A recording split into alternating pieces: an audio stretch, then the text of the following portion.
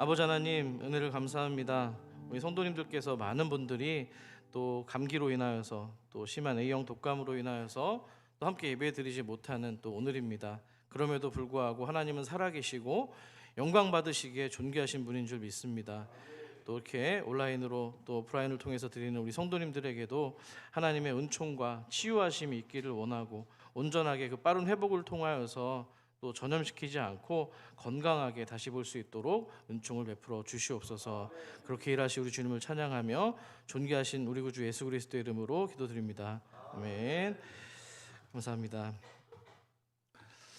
지금은 하나님의 말씀을 듣는 시간입니다. 오늘 하나님께서 주시는 말씀은 신약성경 마가복음 12장 28절로부터 34절까지 말씀입니다. 신약성경 마가복음 12장 28절로부터 34절입니다.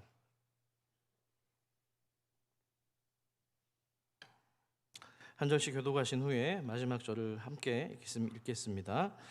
28절입니다. 서기관 중 한 사람이 그들이 변론하는 것을 듣고 예수께서 잘 대답하신 줄을 알고 나와 묻되 모든 계명 중에 첫째가 무엇이니까?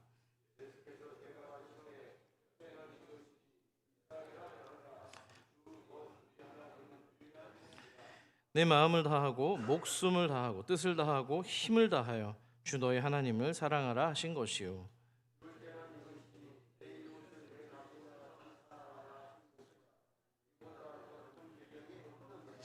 서기관이 이르되 선생님이여 옳소이다. 하나님은 한 분이시요 그 외에 다른 이가 없다 하신 말씀이 참이니이다.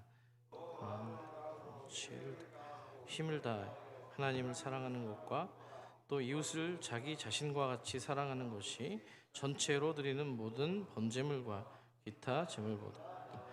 함께 읽습니다. 예수께서 그가 지혜 있게 대답함을 보시고 이르시되 내가 하나님의 나라에서 멀지 않도다 하시니 그 후에 감히 묻는 자가 없더라. 아멘. 할렐루야.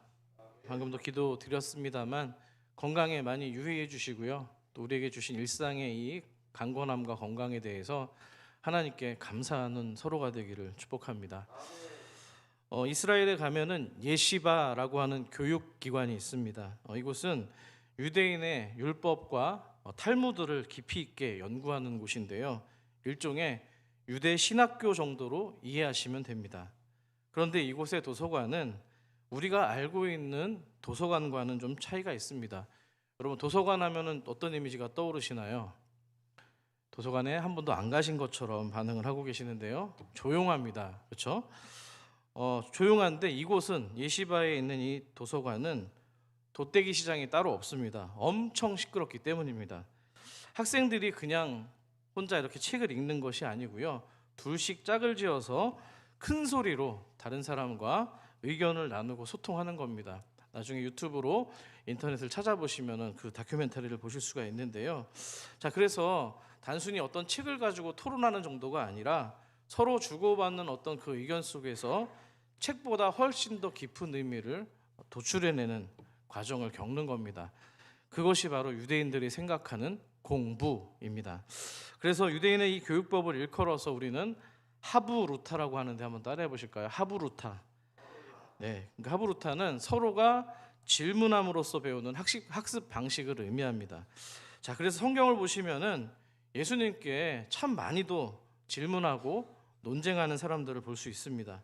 오늘 우리가 읽고 있는 성경도 마찬가지입니다. 앞서서 바리새인과 헤롯 당, 그리고 제사장 그룹인 사두개인들, 그리고 오늘 서기관에 이르기까지 뭔가 예수님을 모함하기 위해서 계속해서 질문을 하고 있습니다. 사두개인에 대한 얘기는 제가 언젠가 한번 설교 드린 적이 있어서 좀 그 챕터는 지나서 오늘 말씀을 드립니다. 자, 서기관이 예수님을 찾아왔는데요.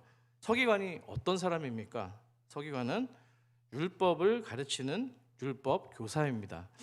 자, 그러면 그가 예수님께 나와서 지금 호기롭게 지금 질문을 던지고 있는데요. 어떤 질문을 던졌을까요? 아마도 자신의 주 종목이겠죠. 율법의 계명에 관해서 예수님께 묻습니다. 자, 그 질문의 내용은 모든 율법의 계명들 가운데에서 첫째가 되는 계명이 무엇입니까? 라는 내용입니다. 자, 유대인들에게 모세오경은 율법의 핵심입니다. 일명 토라라고 부르는데요. 전통적으로 613개의 어떤 율법 조항들이 있는데 그 가운데서 좀 부정적인 명령이 담긴 것이 365개고요. 긍정적인 명령이 담긴 것이 248개입니다. 자, 그 가운데에서 613개 가운데서 첫째가 되는 계명이 무엇이냐? 이것에 대한 대답에 따라서 이 랍비, 율법을 가르치는 랍비의 실력과 수준이 결정되었습니다. 자, 예수님 당시에 유대인들에게 가장 영향을 미쳤던 최고의 랍비 두 계파가 있었습니다. 제가 한 몇 번 정도 성도님들께 말씀을 드린 적이 있는데요. 한 파는 샴마이 학파입니다. 한번 따라해 볼까요? 샴마이 학파. 쌈마이가 아닙니다. 그리고 다른 학파는 힐렐 학파입니다. 따라해 볼게요. 힐렐 학파. 예, 이 샴마이 학파는 매우 엄격하고요. 문자적인 율법 해석을 하는 그런 것으로 유명한 계파입니다. 상대적으로 힐렐 학파는 좀 율법의 해석에 있어서 관대하고요. 좀 실용적인 해석을 내놓고 있는 학파였습니다. 자, 하루는 이 샴마이가 힐렐에게 이렇게 질문을 합니다. 유명한 질문인데요. 이보게, 내가 여기서 한쪽 다리로 서 있는 동안에 나에게 이 전체 토라에 대해서 한번 가르쳐 보게나 하고 질문을 던졌습니다. 그러자 힐렐이 반응합니다. 너 자신에게 해로운 것을 너의 이웃에게 행하지 말라. 이것이 토라의 전부이며 나머지는 이 모든 것에 대한 해설이다라고 답변을 주었습니다. 자, 이것은 무엇이든지 남에게 대접을 받고자 하는 대로 너희도 남을 대접하라고 말씀하신, 이거를 예수님의 황금률이라고 말씀을 하는데요. 그 가르침과 비슷한 맥락에 있는 겁니다. 자, 그렇다면 오늘 서기관이 예수님께 모든 계명 중에 첫째가 뭐냐 묻는 이 질문에 우리 주님께서는 뭐라고 답변을 주셨을까요? 본문 29절로부터 31절까지를 요약해서 간단하게 한 문장으로 정리하면 여러분이 알고 계신 것처럼 하나님을 사랑하고 나머지는 뭐죠? 이웃을 사랑하는 겁니다. 아멘이십니까? 그런데 30절을 보시면은 굉장히 재미있는 표현이 등장합니다. 이스라엘아 뭐하라고 돼 있죠? 들으라라고 돼 있어요. 어디서 한번 들어보신 것 같지 않습니까? 구약성경 토라죠. 모세 오경 가운데 신명기 6장에서 그 말씀이 기록되어 있습니다. 오늘 본문에서도 이렇게 주석이 지금 표시가 되어 있는데요. 우리 신명기 6장 4절에서 5절 말씀을 기억을 더듬으셔서 같이 한번 읽어보겠습니다. 신명기 6장 4절 그리고 5절입니다. 화면을 좀 띄워주시겠습니까? 같이 읽습니다. 시작. 이스라엘아 들으라. 우리 하나님 여호와는 오직 유일한 여호와시니 너는 마음을 다하고 뜻을 다하고 힘을 다하여 내 하나님 여호와를 사랑하라. 아멘. 자, 그러니까 지금 주님께서 구약의 모세 오경의 말씀을 인용하신 상황입니다. 일부러 더 그 말씀을 인용하신 건데요. 그만큼 나는 구약의 말씀, 너희들이 신봉하고 있는 이 토라의 전통을 내가 무시하는 사람이 아니다. 한 걸음 더 나아가서 내 가르침과 사역은 바로 이스라엘 너희들이 믿는 그 하나님의 뜻을 이루는 것이다라고 강조하고 있는 내용입니다. 숨은 의미입니다. 자, 그런데 오늘 여러분들께서 이 서기관의 질문과 예수님의 답변을 조금 찬찬히 뜯어보시면 좀 미묘하지만 명확히 다른 차이점을 발견할 수가 있습니다. 자, 성경을 읽을 때 그래서 여러분들이 그냥 막 넘어가듯이 막 하지 마시고요. 좀 곱씹어서 한자 한자씩 좀 눈으로 좀 꽉꽉 눌러서 좀 읽는 습관이 필요합니다. 자, 서기관은 모든 계명 중에서 첫째가 무엇이냐고 물었습니다. 그런데 주님은 어떻게 답변을 하셨던가요? 첫 번째뿐만 아니라 두 번째까지도 동시에 말씀하셨다는 겁니다. 자, 여기서 조금 더 눈여겨볼 대목은 본문 31절입니다. 여러분이 한번 한 목소리로 읽어주시기 원합니다. 31절을 읽어주십시오. 시작.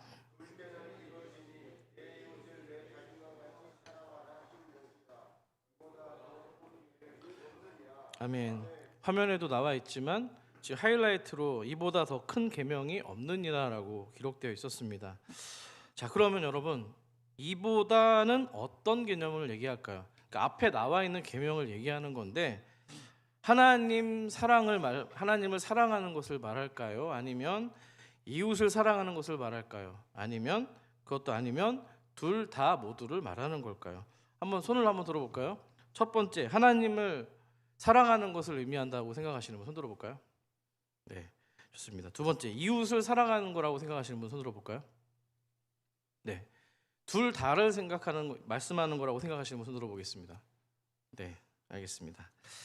자, 우리말로 이 번역된 성경을 보면은 이보다라는 말은 분명히 단수 형태로 되어 있습니다. 하지만 히브리 원문에 의하면 분명히 복수 형태로 기록되어 있다는 거예요. 그러니까 다시 해석을 하면 이것이 아니라 이것들보다 더 큰 개념은 없다라고 주님이 말씀하신 겁니다.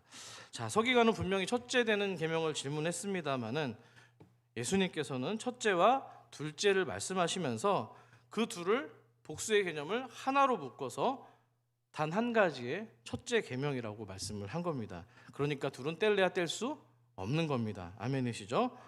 고로 둘 중에 하나만 지킨다는 것은 온전한 신앙이 아니라는 것을 의미합니다. 그게 바로 주님의 답변이었던 거예요. 자, 그러면 이 주님의 대답을 들었던 이 서기관은 어떤 반응을 보였을까요? 그 역시도 예수님의 이 답변이 무척 만족스러웠던 것 같습니다. 왜냐하면은 예수님께 32절에 보니까 선생님 옳습니다라고 맞장구를 쳐주면서 이어지는 33절에서 이렇게 이야기하기 때문입니다. 우리 33절 말씀을 한 목소리로 같이 읽어보겠습니다. 시작.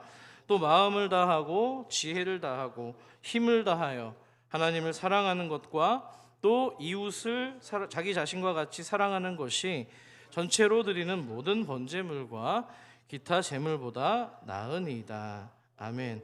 그러니까 서기관 역시도 하나님 사랑과 이웃 사랑이라는 이 복수 개념을 단수의 형태 하나로 지금 받아들인 겁니다.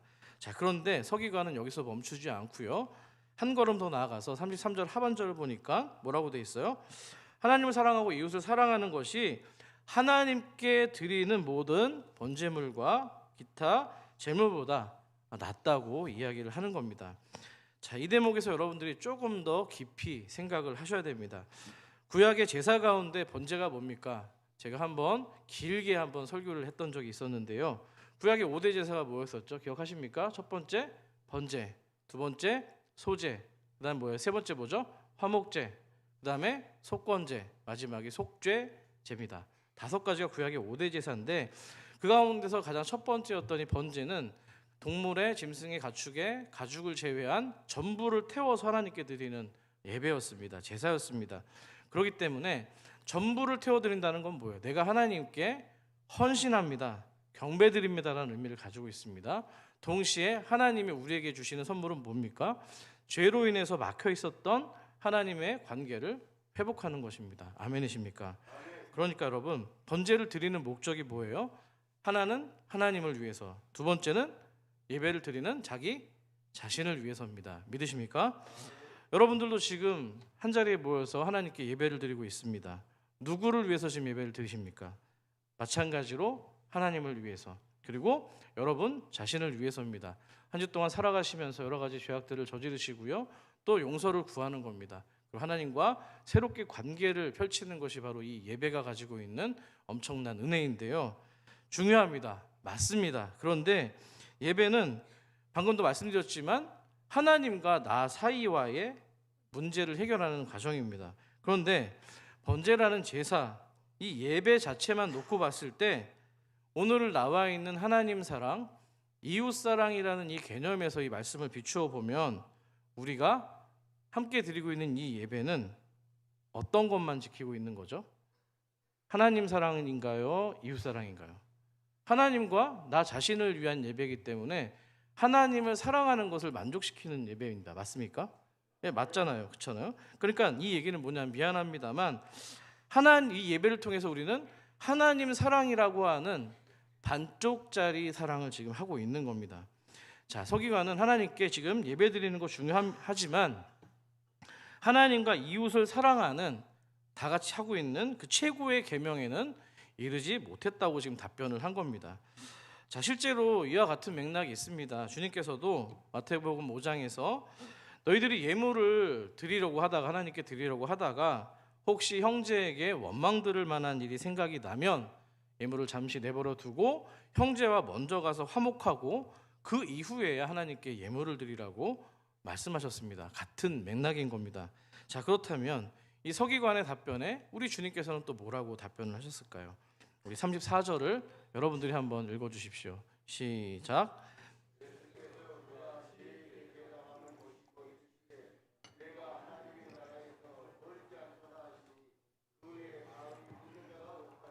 아멘. 자, 예수님이 서기관에게 뭐라고 했어요? 너 지혜 있게 대답했다고 말씀하셨습니다.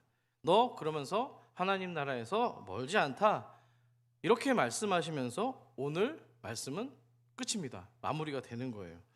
자, 우리가 앞에 와서 예수님께 질문했던 사람들, 바리새인, 헤롯 당원들, 또 제사장이 많이 있었던 사두개인들 모두가 다 예수님을 모략하기 위해서 아주 불편한 질문들을 던졌습니다. 그리고 나중에 혼내는 걸로 좀 마무리가 됐는데 오늘 어쩐 일인지 이 서기관만큼은 대화의 과정도 좀 매끄러웠고요. 칭찬도 좀 있는 것 같고요. 또 어떤 저주도 담겨 있지 않고 분위기가 훈훈하게 마무리가 된 것 같습니다. 여러분도 그렇게 생각하십니까? 분위기가 좀 훈훈하잖아요. 자, 그런데 늘 반전이 있습니다. 그런데 말씀을 여러분들이 다시 한번 곱씹고 곰곰이 한번 생각을 해보세요. 마지막 절이 좀 불편합니다. 내가 하나님 나라에서 멀지 않도다라는 말, 저는 이 예수님의 말씀이 개운하지가 않습니다. 칭찬 같은데 칭찬이 아닌 것 같기도 하고 뭔가 석연치 않은 겁니다. 여러분들이 서기관이라고 생각을 해보시고 이 말씀을 들어보세요. 저를 한번 대입해 볼게요. 덕수, 너 하나님 나라에서 멀지 않아. 너 하나님 나라에 지금 가까운 존재야. 이렇게 말씀했다면 여러분들은 괜찮은 것 같은데 이런 반응이실 것 같아요. 근데 만약에 여러분들의 이름을 넣어서 한번 생각을 해보시기를 바랍니다. 우리 한재인 성도님이 계신데 한번 이름을 한번 실례지만 한번 얘기를 해본다면, 제인아, 너 하나님 나라에서 멀지 않아. 너 하나님 나라에서 가까워. 이렇게 얘기하면 당사자인 입장에서 들어보면은 기분이 좋으십니까? 만족스러우세요? 완전 만족스럽진 않잖아요. 뭔가 어딘가 모르게 좀 석연치 않은 구석이 있는 거예요. 자, 정리해 볼게요. 하나님 나라에 가깝다는 말, 멀지 않다고 하는 이 예수님의 말씀이, 자, 하나님 나라는 두 글자로 뭡니까? 천국이잖아요. 천국에 들어갔다는 얘기예요? 못 들어갔다는 얘기예요? 자, 천국에 어떤 선이 있습니다. 문이 있습니다. 1mm, 한 0.5mm까지도 딱 그 앞에 섰어요. 그럼 그게 들어간 거예요? 안 들어간 거예요? 못 들어간 겁니다. 예. 자, 하나님 나라가 가까이 왔다. 이 말 어디서 많이 들어보신 것 같지 않습니까? 기억을 더듬어 보시면 신약 성경 가운데 복음서에서 시작하는 부분에 있습니다. 누가 하신 말씀일까요? 예수님이 하신 말씀이고요. 또 세례 요한이 했던 말씀입니다. 확인시켜 드립니다. 마태복음 4장 17절 말씀을 여러분 한번 크게 읽어 주십시오. 시작.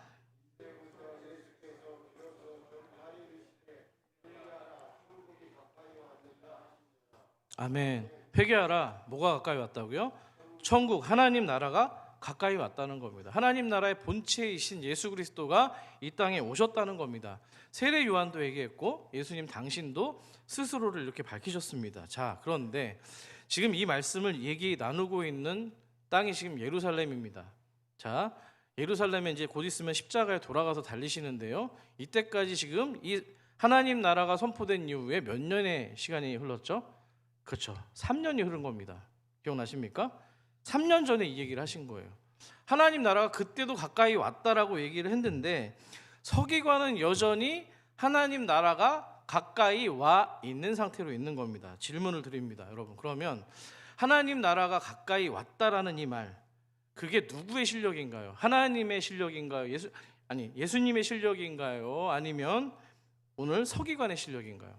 당연히 예수님의 실력입니다. 맞습니까?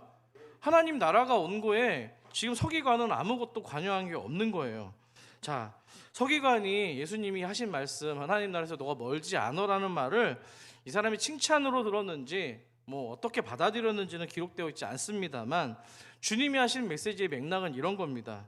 너 천국이 지금 가까이 왔어. 하나님 나라의 본체이신 내가 지금 너 앞에 서 있는데 어떻게 너 지금 나를 선택하지 않고 그걸로 만족하고 있을 수 있는 거야? 가까이 있는 걸로 만족해야 되는 게 아니라 너는 지금 나를 선택하고 나와 함께 하나님 나라에 따라가든지 제자가 되든지 해야 되는 거야. 이렇게 지금 말씀을 하는 겁니다. 여러분, 간절히 바라기는 여러분 앞에 지금 복음이 있고 하나님의 말씀이 있고 하나님의 나라가 있고 문 앞에 하나님의 성령의 은혜가 여러분 앞에 있다라면 가까이에 있는 걸로 여러분 만족하지 마시고요. 우리들의 신앙이 거기서 멈춰 있는 게 아니고요.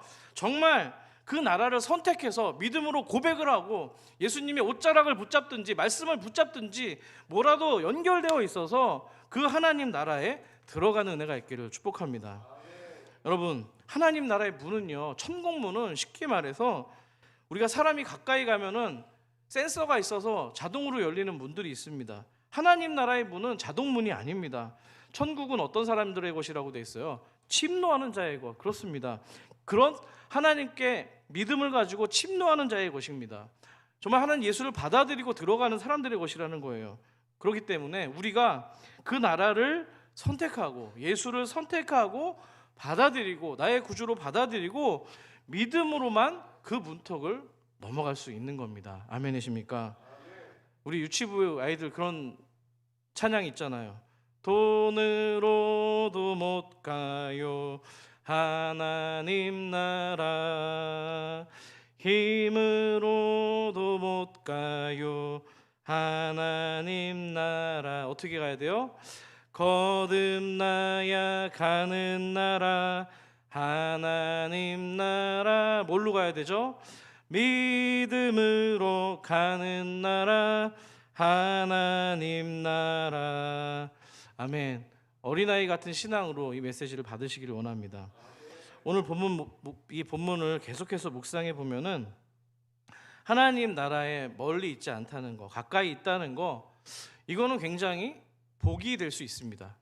말씀이 가까이 있다는 거, 예배드릴 수 있는 환경이 있다는 거, 이렇게 함께 모일 수 있는 교회가 있다는 거는 복이 될 수 있는 어떤 조건입니다. 하지만 반대로 오히려 독이 될 수 있는 상태이기도 합니다. 무슨 말이라고 생각을 하실지 모르겠는데, 서기관은 아까 뭐라고 했어요? 하나님의 말씀을 연구하고 가르치는 사람입니다.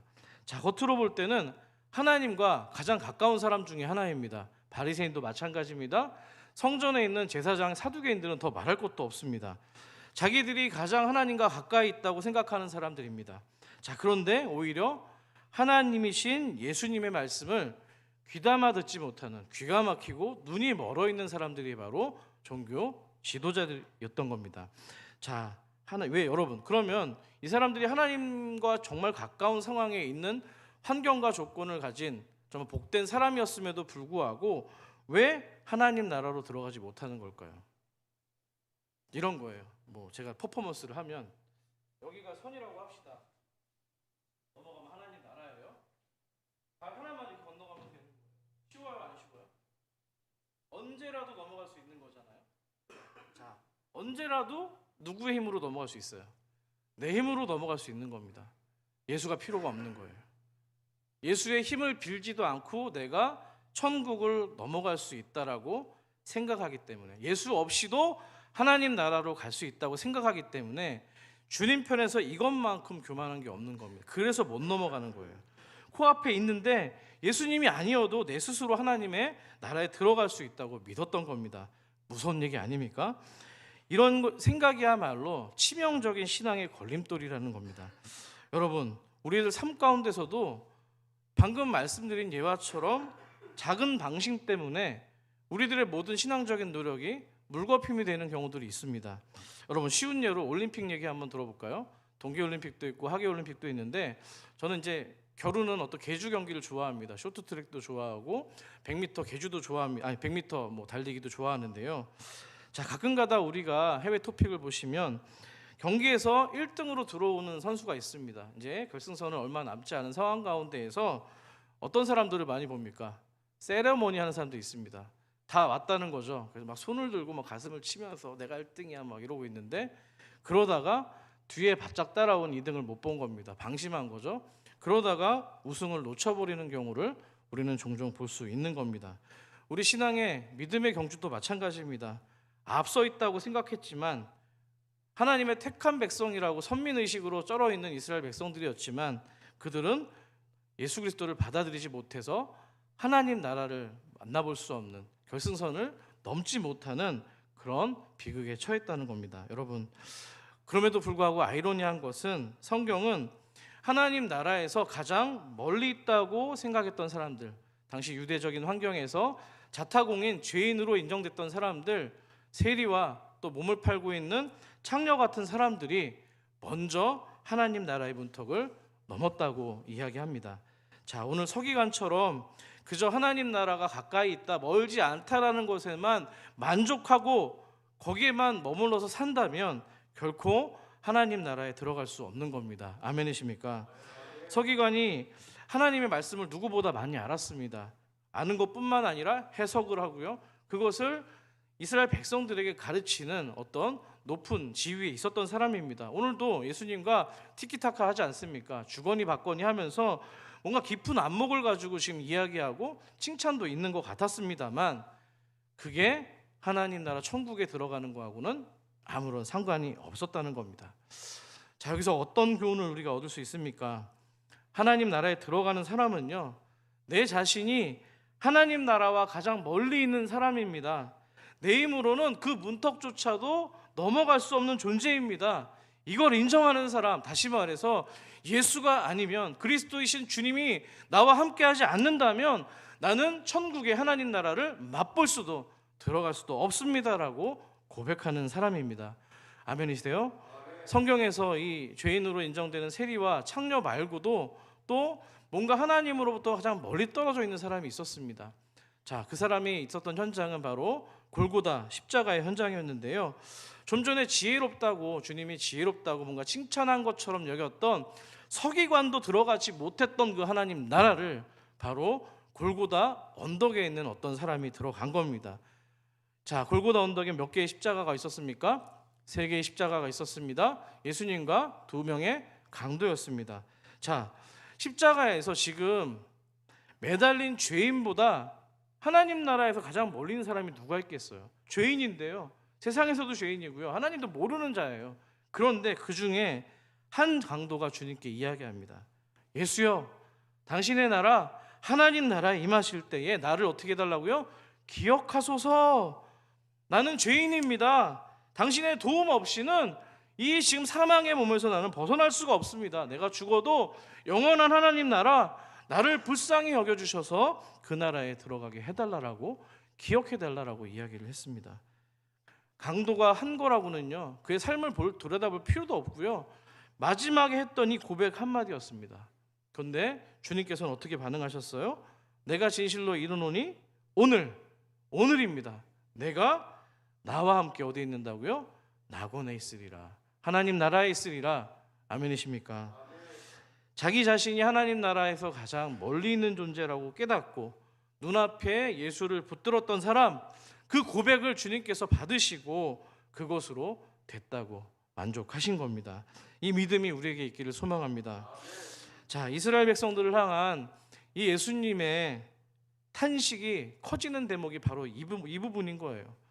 3년 전부터 와서 하나님 나라가 가까이 왔노라고, 내가 바로 그 하나님 나라의 실체라고 이야기를 했음에도 불구하고, 내가 너희들을 구원하는 영원한 하나님이라고 얘기했음에도 불구하고 여전히 서기관들처럼 그녀 예수님이 가까이 온 것으로만, 멀지 않다고 여긴 것으로만, 언제든지 내 힘으로 구원받을 수 있는 것처럼 살았던 그 이스라엘 백성들을 바라보시면서 주님이 안타까워하신 겁니다. 자, 그렇다면 아까 서기관을 향해서 뭔가 칭찬처럼 말씀하신 주님의 이 말씀이 칭찬입니까? 아닙니까? 예, 칭찬이 아닌 것으로 판명이 된 겁니다. 내가 지금 지혜롭게 얘기하니까는 칭찬인 줄 알고 그거 기뻐하고 지금 만족하고 있는데, 아서라, 착각하지 마라. 너 결승선 지금 못 넘었어. 이 안타까운 양반아, 지금 한탄하고 계시는 거예요. 그러니까 오늘 본문에서 가장 비극적인 장면은 34절인 겁니다. 제가 야구 좋아하는 우리 성도님들이 다 아십니다. 야구 가운데 여러분 가장 답답할 때가 있습니다.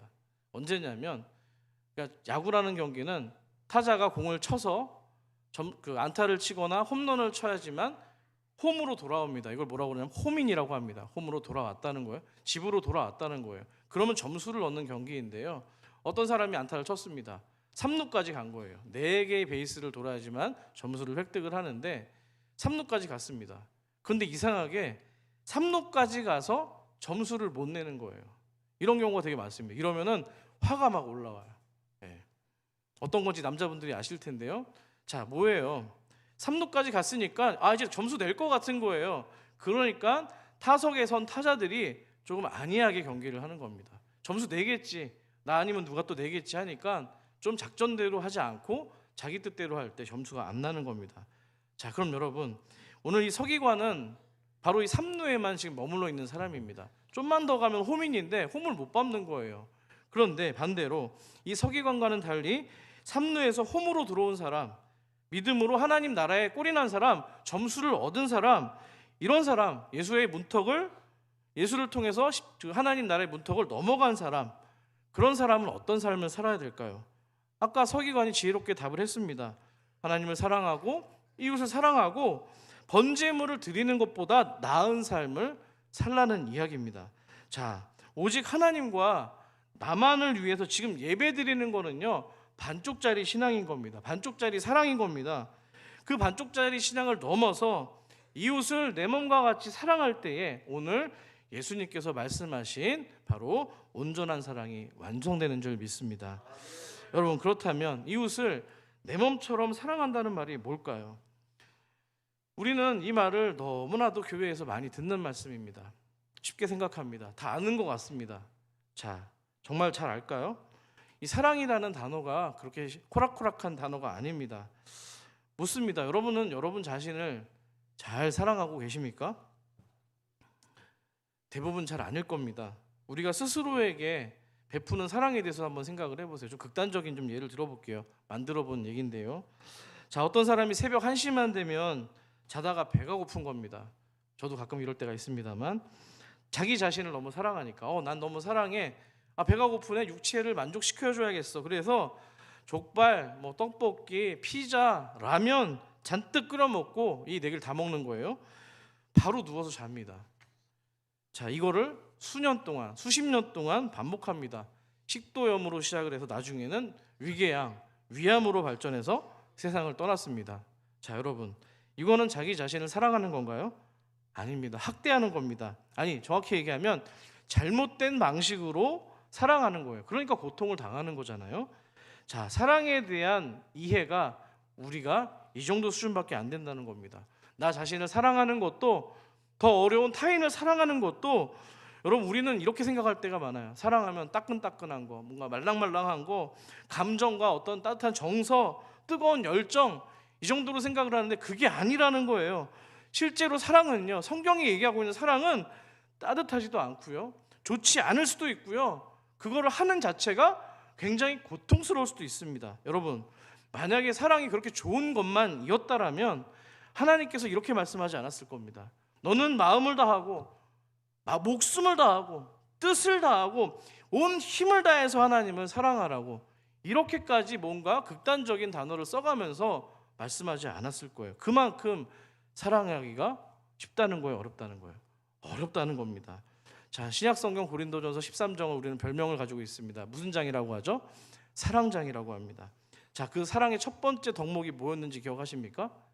사랑은 언제나 오래 참고가 먼저예요. 그런데 2절이 더 넘어가기도 전에 또 나와요. 뭐가 나오냐? 사랑은 모든 것을 참으며 모든 것을 견디느니라. 반복해서 강조하고 있습니다. 오래 참는 거, 모든 걸 참는 거, 모든 걸 견디는 거, 그게 사랑의 시작이자 끝이라고 성경은 강조하는 겁니다. 그 사랑 좋은 느낌을 받으십니까? 그렇지 않습니다. 어렵습니다. 그럼에도 불구하고 주님은 그런 게 사랑이라고 지금 얘기를 하고 계시는 거예요.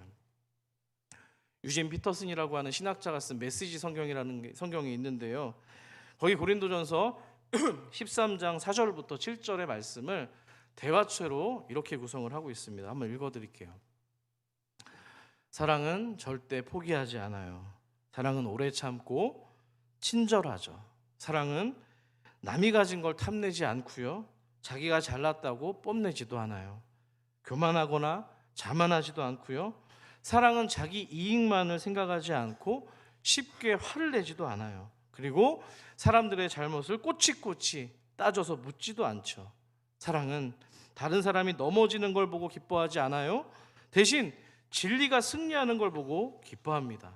사랑은 모든 것을 참아내고 모든 것을 믿고 모든 것을 희망하며 끝까지 견디는 것이 사랑이에요.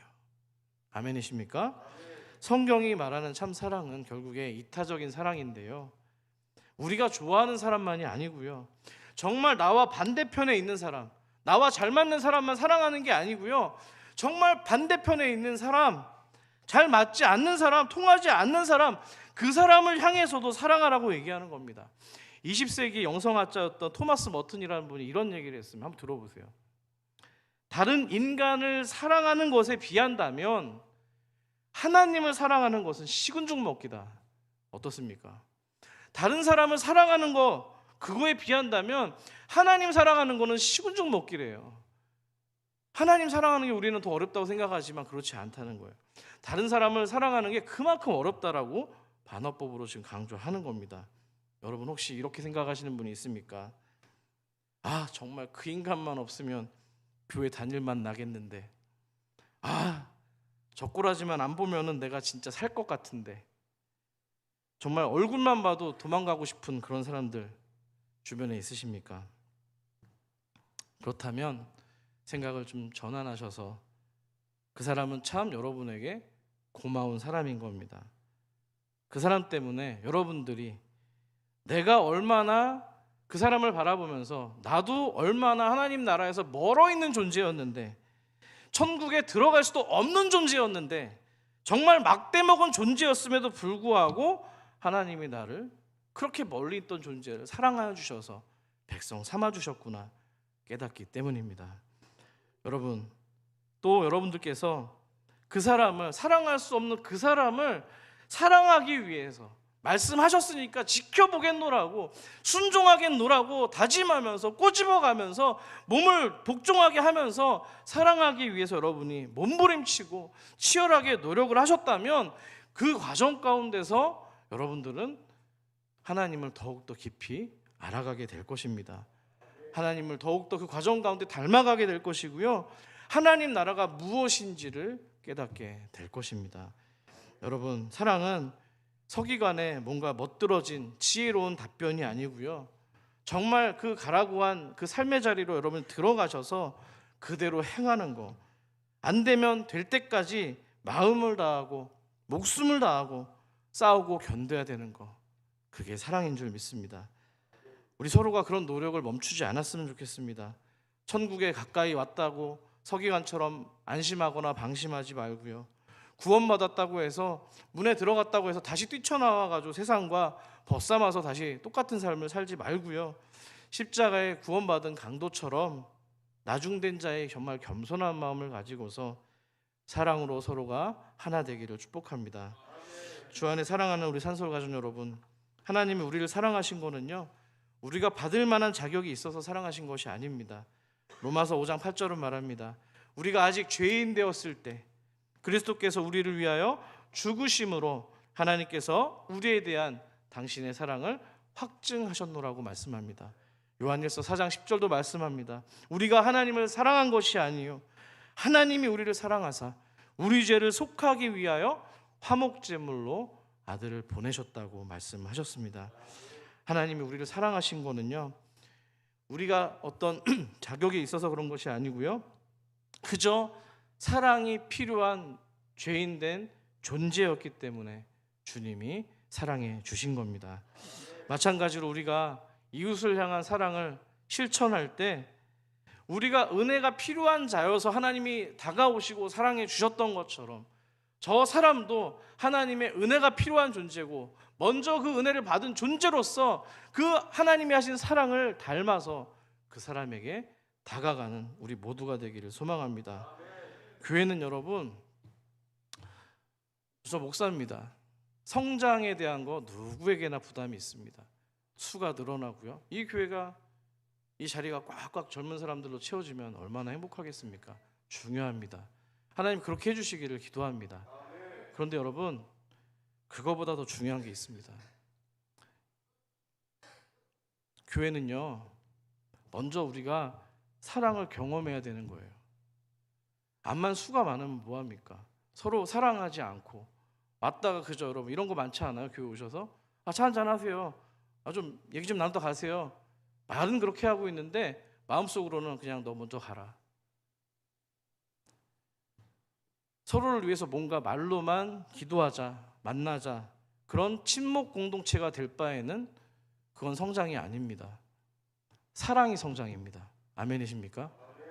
막연하게 듣지 마시기 바랍니다. 오늘 이 말씀만 봐도 서기관은 막연하게 머릿속에서만 그 사랑을 그리고 있었던 거예요. 하나님을 가까이 하시고요, 말씀을 가까이 하시고요. 정말 가까이 하는 사람은 그냥 멈춰 있을 수 없는 겁니다. 서로에게 여러분 그랬으면 좋겠어요.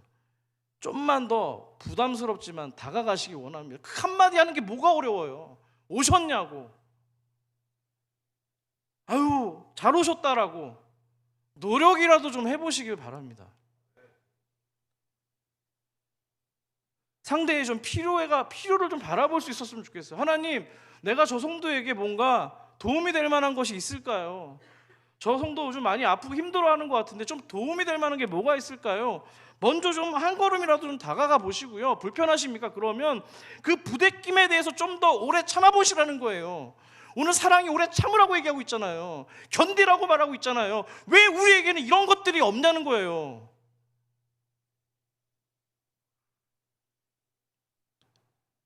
그 오래 참는 걸 싫어하고 있는 저부터 그렇고요. 그 오래 참는 걸 싫어하고 못 견디는 저와 여러분이 먼저 계속 투쟁하는 사랑의 싸움이 있기를 소망합니다. 안 되면 될 때까지 가보는 거예요. 하나님이 하신 방법으로 해보자니까요. 여러분, 그래서 정말 아까 장로님도 기도해 주셨지만 이런 저력을 가지고서 우리 교회가 이때까지 온 거 아닙니까? 그렇다면 25년을 여러분이 기대하고 살아가시는 소망 가운데에서 정말 사랑의 성장이 먼저 있었으면 좋겠습니다. 그래서 정말 하나님 나라에서 멀지 않은 것으로 가까이 온 것만으로 만족하는 그런 신앙의 수준이 아니라 정말 예수의 옷자락을 붙잡든지 다리가랑이라도 붙들고 가든지 어떻게든 하나님과 접촉이 되어서 그 사랑을 좀 다운로드 받으셔서 한 절이라도 조금 더 실천해보는 저와 여러분이 되기를 간절히 소망합니다. 그럴 때 하나님의 나라를 누리고 맛보고 전할 수 있는 데까지 가는 주님의 교회가 될 줄 믿습니다.